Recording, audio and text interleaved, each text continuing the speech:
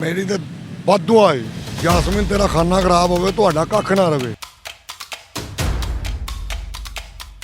ਵੇਖਿਆ ਤੁਸੀਂ ਘੁੰਗੜ ਚੁੱਕਿਆ ਸੀ ਕਿ ਘੁੰਗੜ ਵੀ ਨਹੀਂ ਚੁੱਕਣਾ? ਘੁੰਗੜ ਤੋਂ ਪਹਿਲਾਂ ਹੀ ਫੁਰ ਗਿਆ ਮੈਂ। घूंघट तो पहले ही काम पा गई। हाँ जी। अच्छा नाज़रीन, ये वो औरत है जिसके चक्रों में बिल्ला लुटा गया है। लड़की तो खूबसूरत है बिल्ला जी।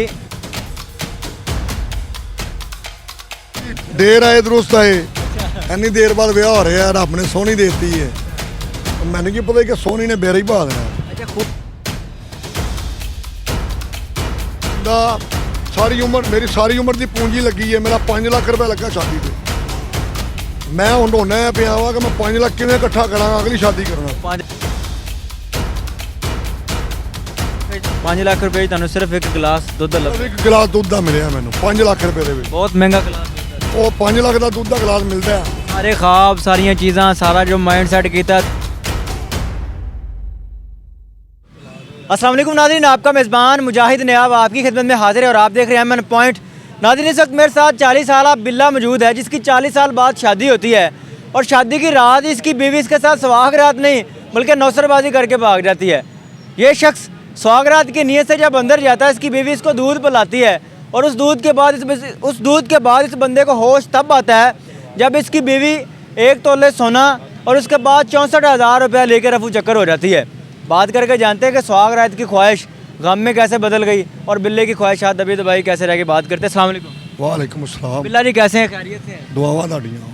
किवें चक्कर चल गया? शादी की 40 साल बाद शादी हुई मुकदरा नाल, बुढ़ी सुहागरात तो नहीं गायब हो गई? ਮੇਰੀ ਤੇ ਵਾਧੂ ਆਏ ਜਾਸਮੀਨ ਤੇਰਾ ਖਾਨਾ ਖਰਾਬ ਹੋਵੇ ਤੁਹਾਡਾ ਕੱਖ ਨਾ ਰਵੇ। ਤੇਰਾ ਵੀ ਤੇ ਤੇਰੇ ਭਰਾਵਾਂ ਦਾ ਵੀ। कहानी पई किवें? दुध पियाया किवें?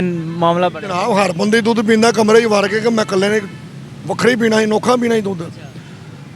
ਬਸ ਰਿਸ਼ਤਾ ਕਰਾਉਣਾ ਰਿਸ਼ਤਾ ਕਰਾਇਆ। ਬਹੁਤ ਅੱਛੇ ਨੇ, ਬਹੁਤ ਨੇਕ ਨੇ, ਬਹੁਤ ਸ਼ਰੀਫ ਨੇ, ਤੇਰੀ ਕਦਰ ਕਰੇਗੀ।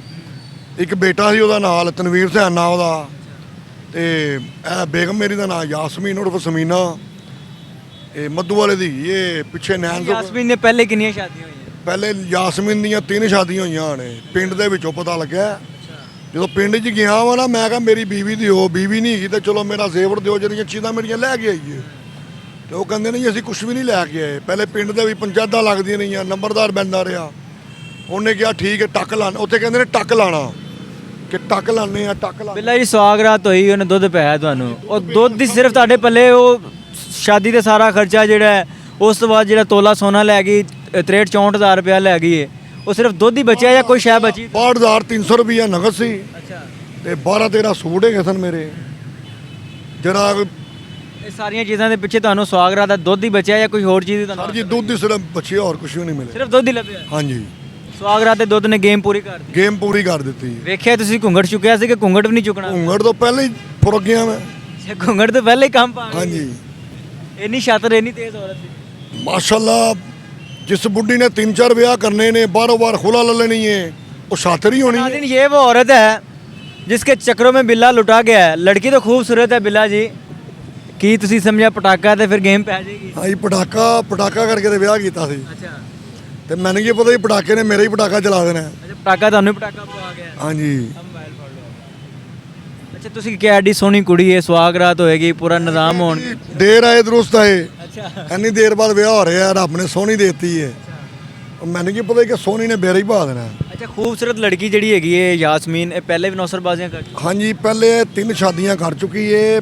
इन्हों का पिंड है मधुआना ਚੱਕ 275। FIR ਪਰਚਾ ਵਗੈਰਾ ਕਰਵਾਇਆ? ਸਰ ਪਰਚਾ ਕਰਵਾਇਆ ਸੀ। ਉਹ ਕਹਿੰਦੇ ਨੇ ਬੀਵੀ ਦੇ ਪਰਚਾ ਨਹੀਂ ਹੁੰਦਾ। ਇਹ ਭਾਟੀ ਦੇ SHO ਸਾਹਿਬ ਦਾ ਕਹਿਣਾ ਸੀ, ਸਜਾਦ ਸਾਹਿਬ ਦਾ, ਕਿ ਬੀਵੀ ਦੇ ਪਰਚਾ ਨਹੀਂ ਹੁੰਦਾ ਤੇ ਲਿਆਦਾ ਤੂੰ ਬੀਵੀ ਦੇ ਨਾ ਕਰਾ, ਤੂੰ ਨਾ ਮਲੂਮ ਕਰਾ ਲੈ।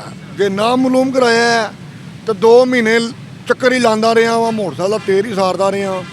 ਅਫਸਰ ਕਹਿੰਦੇ ਨੇ ਤੂੰ ਪਤਾ ਕਰ ਕਿੱਥੇ ਹੈਗੇ ਨੇ, ਤੇ ਜਿੱਲੇ ਨੰਬਰ ਟਰੇਸ ਤੇ ਕਿਸੇ ਭਰਾ ਕੋਲ ਲਵਾਇਆ ਉਹਦਾ ਵੀ ਖਰਚਾ ਲੱਗਦਾ 5,000 ਰੁਪਇਆ ਲੱਗਦਾ ਨੰਬਰ ਟਰੇਸ। ਅੱਛਾ, ਯਾਸਮੀਨ ਦੇ ਨਾਲ ਇਹਦੇ ਭਾਈ ਬੂਈ ਵੀ ਹੈਗੇ ਨੇ, ਭਰਾ? ਹਾਂਜੀ, ਇਹਦੇ 4 ਭਰਾ ਹੈਗੇ ਨੇ। ਅੱਛਾ। ਇੱਕ ਦਾ ਨਾਮ ਹੈ ਵੱਡੇ ਦਾ ਸਦੀ ਅਹਿਮਦ, ਉਸ ਤੋਂ ਛੋਟਾ ਗੁਲਾਮ ਅਲੀ, ਉਸ ਤੋਂ ਛੋਟਾ ਸੈਫ ਅਲੀ ਤੇ ਸਭ ਤੋਂ ਛੋਟਾ ਹੈ ਰਫੀਕ। ਅੱਛਾ, ਬਿੱਲੇ ਪੂਰੀ ਗੈਂਗ ਹੈ?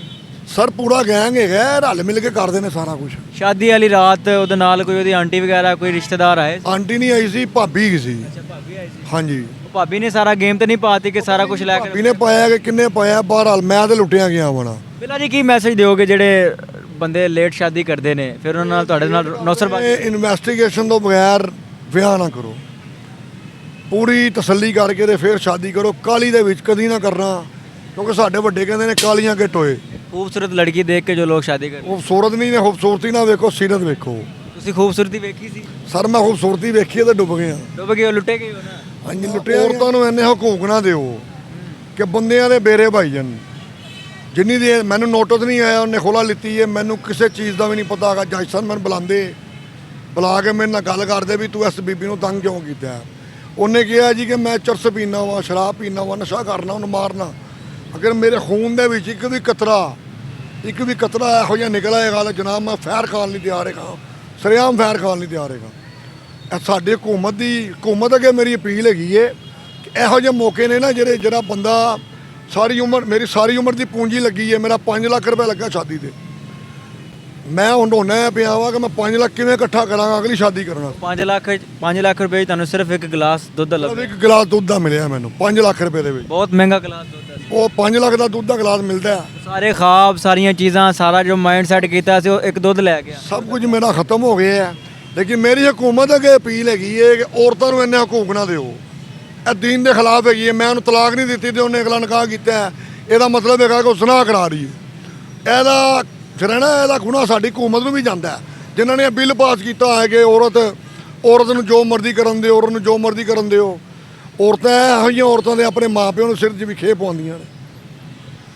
अच्छा नाज़रीन, ये कहानी है बिल्ला साहब की। बिल्ले ने 40 साल बाद शादी की और शादी के बाद इन्होंने लड़की खूबसूरत देखी है और खूबसूरत इन्होंने कहा ये पटाखा था और वो पटाखे ने ऐसा पटाखा मचाया कि बिल्ला साहब आज मीडिया पर आके रो रहे हैं जी नौसरबाजी हो गई है। और वो जो औरत है उसकी तस्वीर आप स्क्रीन पर देख रहे हैं, उसने 1 नहीं 2 नहीं 3 नहीं बल्कि अब उसकी 5वीं शादी हो चुकी है। 5वीं जगह पर वो चक्कर चला रही है और उसको सपोर्ट कौन करता है? उसके 4 भाई हैं उसके साथ। और जब उसके ऊपर FIR करवाई जाती है, पकड़वाया जाता है, फिर बाद में पैसे दे के मामला ख़त्म करवा दिया जाता है। ये बिल्ले की कहानी है।